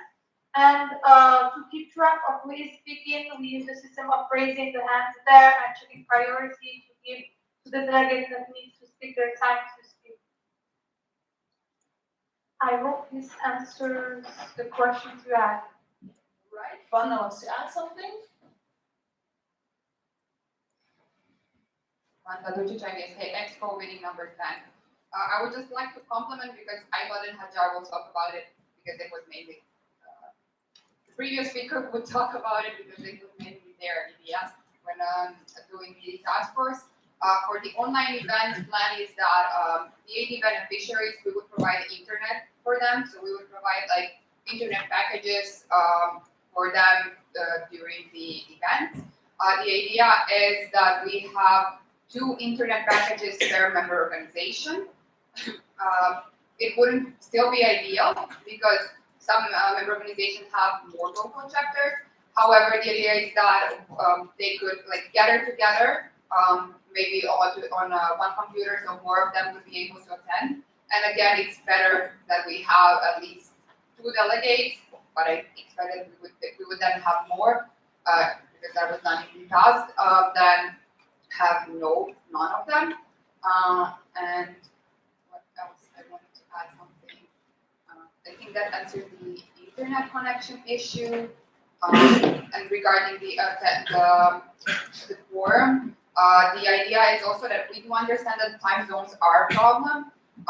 However, based on our itinerary, we would have key points that we need to vote on earlier in the day, not too early because we need to accommodate the Americas region, but like somewhere in between, so it would work for both sides, so that they are fully in it and can be able to listen, like be a part of the discussion. Because I believe it's easier to just listen to something when you're a bit tired than to be a part of the discussion. And then in the other slots, we would have more of the updates like we did yesterday, so to accommodate this part. Thank you. All right, is there any other discussion? Susanna first. Susanna Czekaj, IVSA Exco. Maybe I will give you also input from my committee coordinator point of view because I think it's also very important. As you can know, look at me. There's only chair. Sorry. As you can know, it's a strange feeling. As you can know, we are having also committees and network workshops during each congress and symposium. And to give you a little bit perspective of how it's looking, basically for symposium. Point privilege. Sorry. Tessa van Duinen, IVSA Exco, meeting number 7. Please talk a little bit slower. Thank you. Great. So to give you a little bit input how right now we are working on our workshop during the symposium, basically we have to start working since the beginning of term, which is very hard because at the beginning I have only chairs. They are not having teams. So basically me and chairs, we have to do everything, basically everything. And of course, even this term, I decided to open application very early because if I remember correctly, it was before beginning of October. But last term, for example, it was in the middle of October and I cannot predict what is going to look like in the next terms. So I just want you to show to you that we are having very, very small amount of time to prepare for this event, for example, 4 or 5 workshops. And you see that not everything is always perfect and it's very, very hard for us to do it. And now we can switch to hybrid version.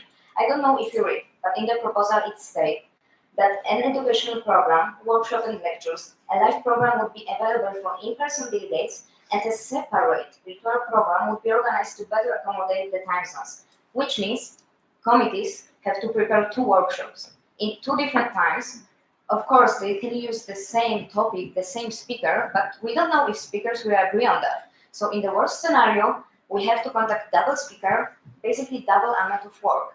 And with online version, it's a little bit easier because one of the hardest things for us is this because we are coming from different countries. Me, my chairs, and we are doing our events in different countries. So for us, it's very, very, very hard sometimes to approach someone from this country and to find a person who is going to be able to come here in live and give a presentation workshop. And with live version, we are avoiding this problem because basically we can have speakers around the world and like the location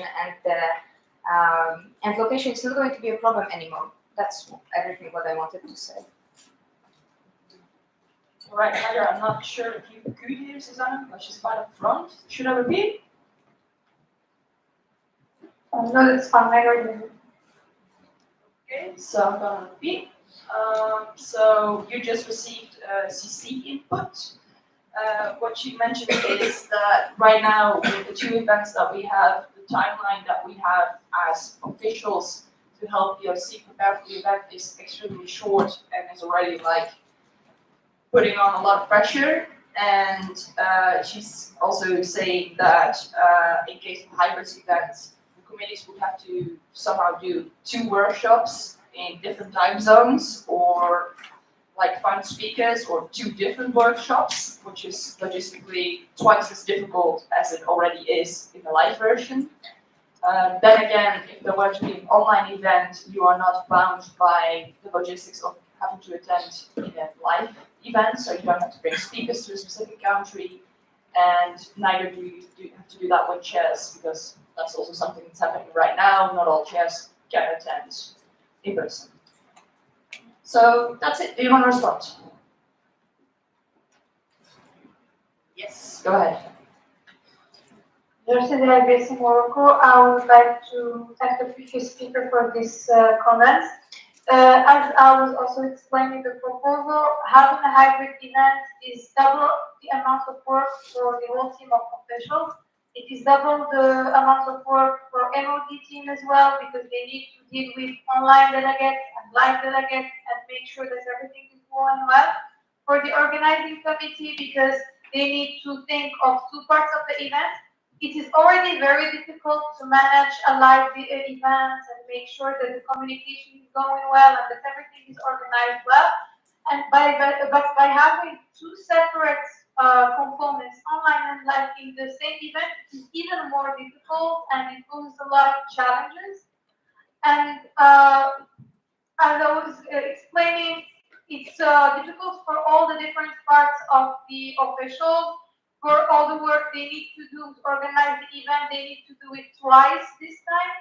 So yes, this is really unfortunate, and this is why by having an online event, it makes the amount of workload less for the official. And by having this, they will focus on putting one live event that will happen at the end of the year, the Congress. They will have more experience. They will have more time, and they will try to make events in the best policy possible. All right, thank you, Hajar. Vanna, did you have something to add? Is there any other discussion? Right, yeah, Nabil. Yes. Also IVSA Netherlands, bidding number 73. I had a question regarding the regional events, because it was mentioned a lot that you were focused on that, and I think that's a very good argument for supporting doing one live online and one live event. But I was wondering if you had any ideas on how you can help regions that might not have the means, whether it's financial or having the experience of organizing the events, how you can help these regions to be able to actually also do regional events. All right, so I'm just going to repeat the question for Hajar. The question raised was that we have been talking about regional attendance, and the delegate asked how the officials can support regions that may struggle to host regional events and how we go about that. I'm just taking a look at our do you want to do that? Okay, Hajar, you can do it. Yesterday, IVSA Morocco.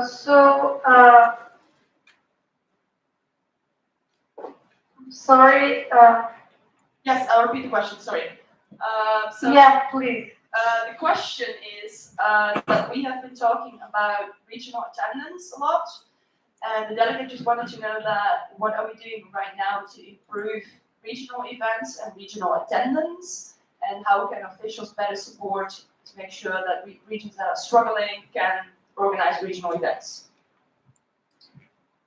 Thank you for President Small. So one thing that was mentioned in our proposal was talking about offering assistance to MOs regarding how to reach sponsors. So if we improve this by having MOs more aware of knowing how they can raise money, we will be able to also do it on a regional level. So MOs from a certain region are more aware of how they can organize the live event for the region and find sponsors and everything. And also, even now, even by having two live events, the MOD team still has this responsibility of trying to offer assistance to all the regions that would like to organize a live event and make it happen. So by moving to having a symposium online, the MOD team will have more time to focus on this, to offer more assistance, and to make sure that all the regions are well informed and well aware of what they can do, and try to make this live regional event happening. All right, thank you. Does anyone want to add something? No? All right. Opening floor again. Josie. I promise I will learn your names by the end. It's trying real hard. So, first of all, I want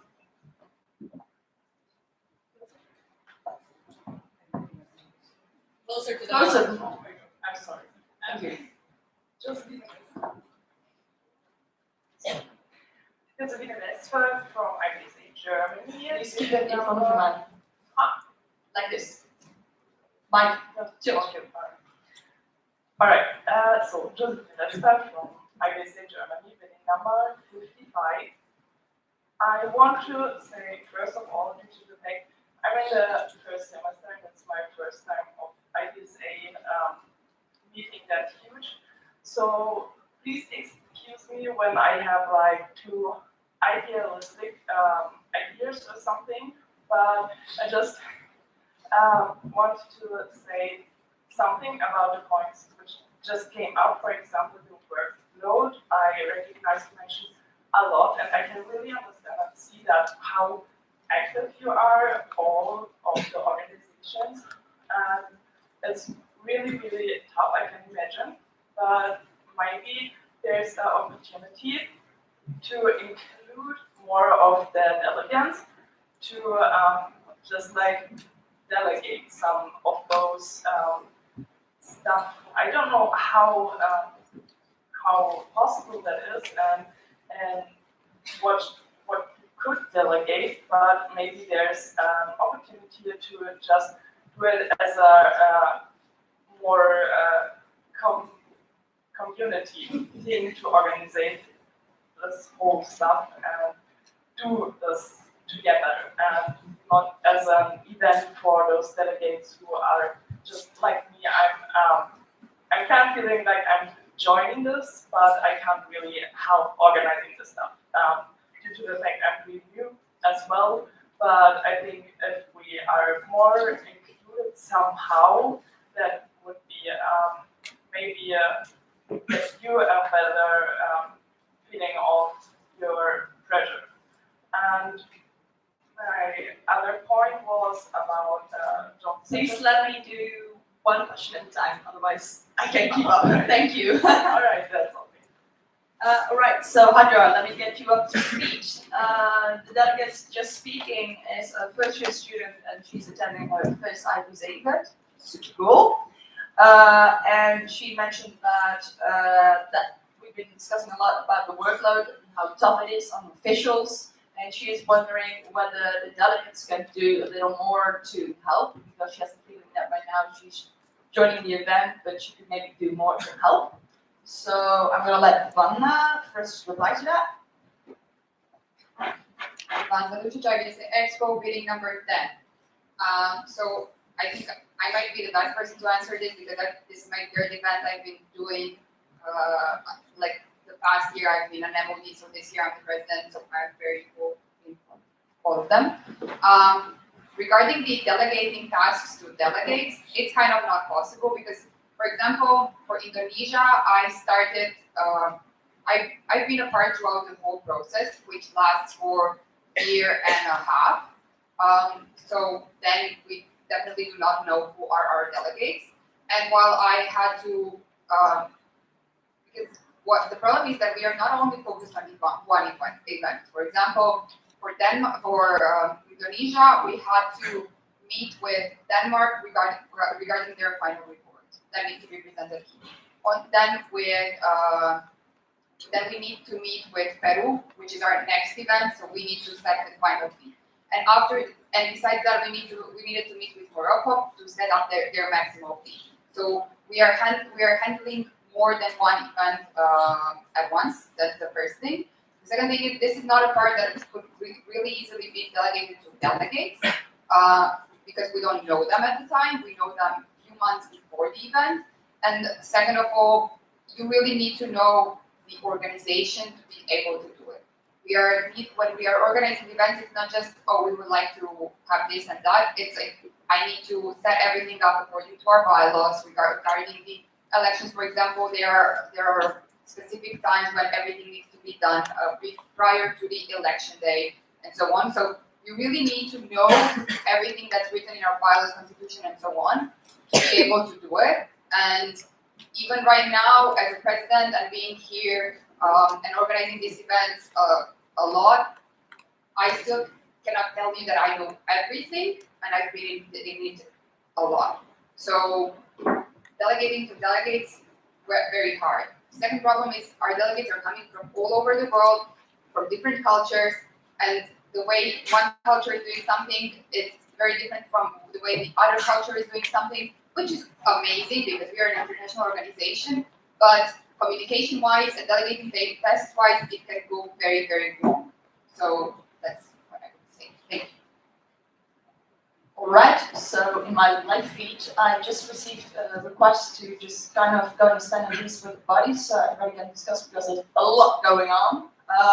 So the chair would like to entertain a motion to go into stand at ease for 10 minutes. Yes. John Michael. Hello.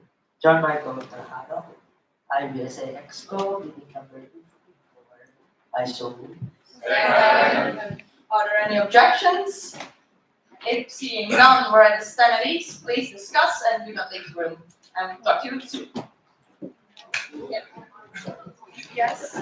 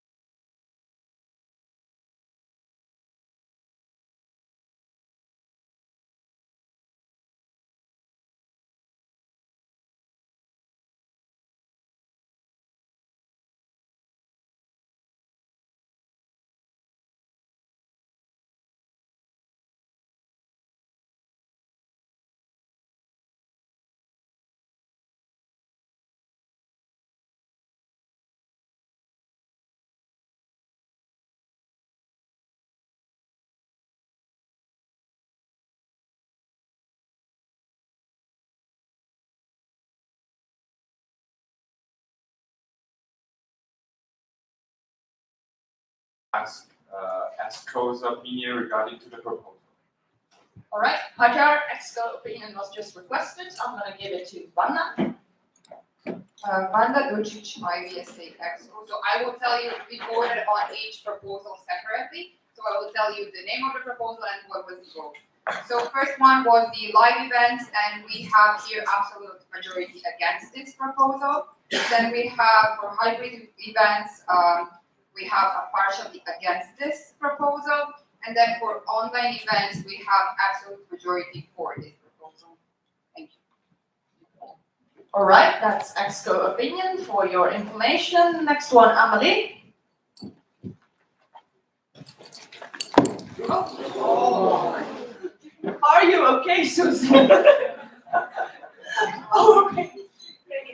I'm back. I said the marketing number 16. I would like to hear the trust's opinion on this.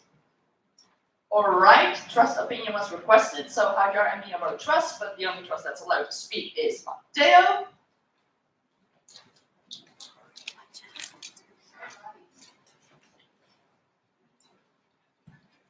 Matteo Carnevale, IVSA bidding number 64. So, thank you. Thank you. So, since IVSA has made great strides in improving the DI, and this could be the next step to better involve everyone more equally. With the newly collected information by the task force, the newly collected information in this proposal, moving the symposium online seems to be the most feasible, and both practically and financially, to better include members worldwide. In the trust opinion, hybrid events are currently not manageable for IVSA, both financially and in terms of organization. And keeping the situation as it is, so 2 live events per year, it's not attempting to improve ourselves as an organization. So the trust is aware that this is an ambitious plan, and with the best interests of our members in mind, it will not be easy, but it's worth trying. So the trust would advise moving forward with the proposal to move the symposium online into a GRE solution. All right, I just wanted to give a little information. DEE stands for diversity, equity, and inclusivity. Sorry, my brain is a bit fried from heat. I'm lagging as well. I need to move to Vanda right now. Sorry, Vanda. Vanda Ducic, IVSA EXCO, bidding number 10. So the idea, and I will not do a motion yet, but to explain what is the plan. Since we do have 3 different proposals, so it's not just like we would vote for something like usually we do with the green cards and stuff, is to go into the preferential voting system. So it is the same system as voting for our EXCO, for example. The idea is that we would send you out the Google form with the option of choosing what is your first, what is your second, and what is your third preference regarding different proposals. So we have online proposal, hybrid proposal, and live proposal. Then, based on what your preference in the end is, GA resolution would be drafted. In this GA resolution, the idea is this will be presented during AOB on the last day because we do not have agenda point, but if needed, we can present that earlier. The point of the GA resolution is that we focus on the one proposal, because if you've seen the document, it's 51 pages document with the additional documents, for example, proposed bylaw amendments that we would need to do in order to transition to a specific structure. So what we would do in the GA resolution, okay, we decide which proposal we like the most. We are moving into working more on that proposal in order to bring the bylaw amendments and everything that is necessary into Peru, in which then we would vote for. and then moving on to implementing it in our IVSA event structure, meaning that we would start the whole process, a 2-year process before evaluating it and then deciding what we want to do in the future. Does that make sense? Like maybe you have some questions that I need to re-explain.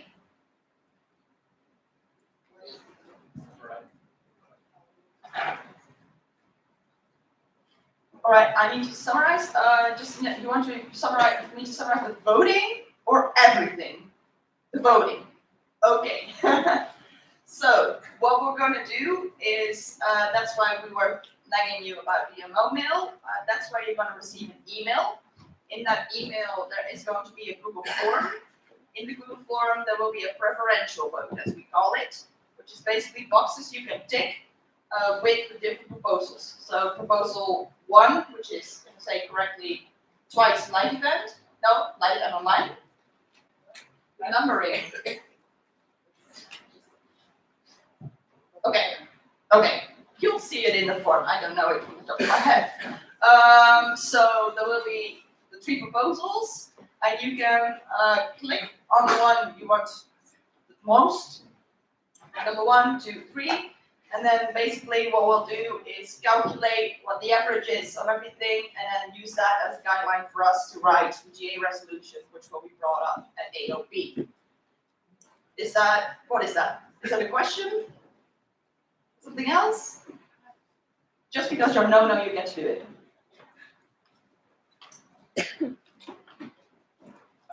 Montecarnevale, I say easily. I want to clarify a little bit better the optional preferential voting, which we will have 3 options, and as the name suggests, we will have to rank the options in order of preference. So from the first preference, second preference, and third preference, that's how you're gonna vote. If one of the proposal receives an outright majority based on the first preference, then it's gonna be declared the winner proposal. If none of the proposals receive a majority with the first vote, the option with the lowest first preference will be eliminated, and the second preferences will be distributed to the other 2 remaining proposals, and based on this, we will check whether one of the 2 proposals has a majority or not. And the one with the majority will be the winning proposal. Right, another question about this? Yeah. Okay, can someone get the mic? Oh, maybe I can. Lana Kurun, IVSA Slovenia, bidding number 61. I just have a question because I'm not sure if I understood this right. So if I understand correctly, otherwise, like when we choose things, each country gets 2 votes, right? So when we do this, we're gonna arrange them 2 times? Yes, okay, thank you. Right, more questions about the voting itself? Because I don't want any more discussion on the point. I'm very sorry. I love GA very much, and I love the great discussion we're having, but we need to go to the vote, otherwise we're not going to make it to our next workshops. So if there are questions about the way we vote, stick your hand up. Then I'll address it. Okay, next.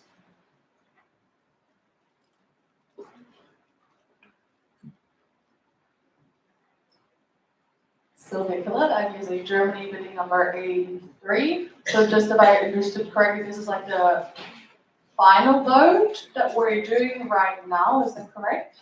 Because I'm afraid that as an MO, we are not quite, we didn't come quite to a decision yet in which order we want to rank it, so we don't really have the consent yet.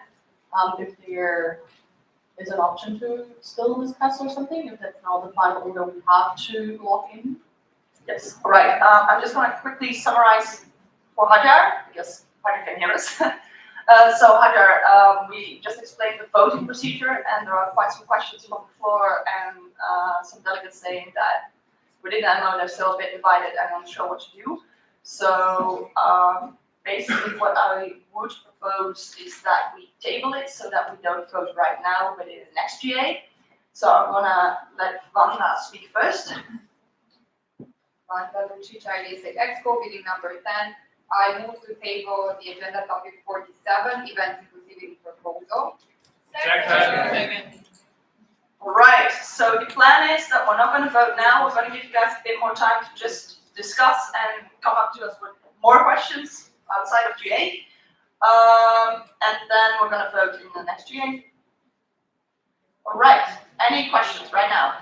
Or does that help you guys a lot? Yes. All right, perfect. Are there any objections to tabling this agenda point? Seeing none, agenda point is tabled.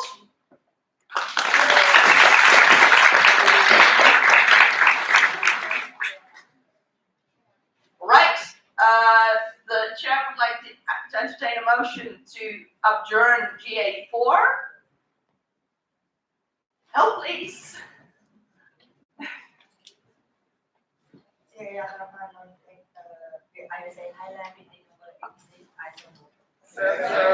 Thank you. Are there any objections into adjourning GA4?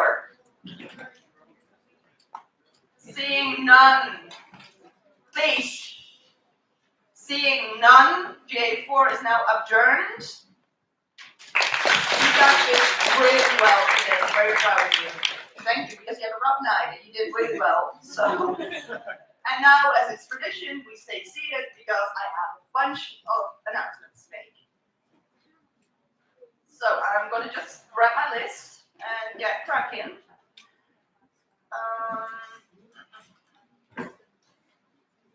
Right. Yes, we're here. List.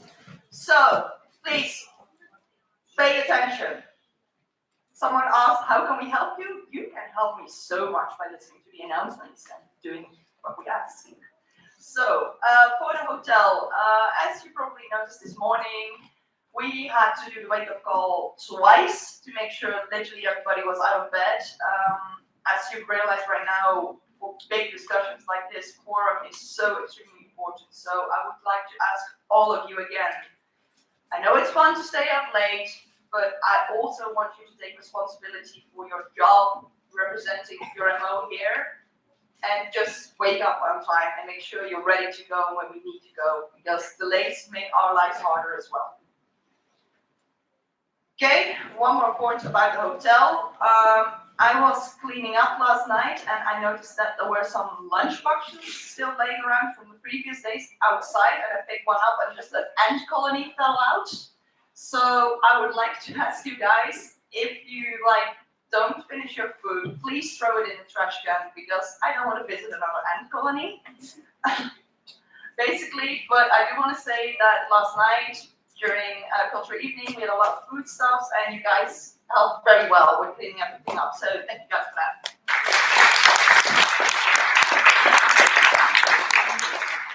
All right. So the announcement on MO mail elections is already fixed. So good. One more thing. I have been nagging you about toilet paper and it's not being in the toilet, but it's been. Our first toilet died yesterday. So I'm gonna say it again. Please be careful. Don't flush toilet paper because it's just annoying work for the OC. Then I would like to go to some DAD points.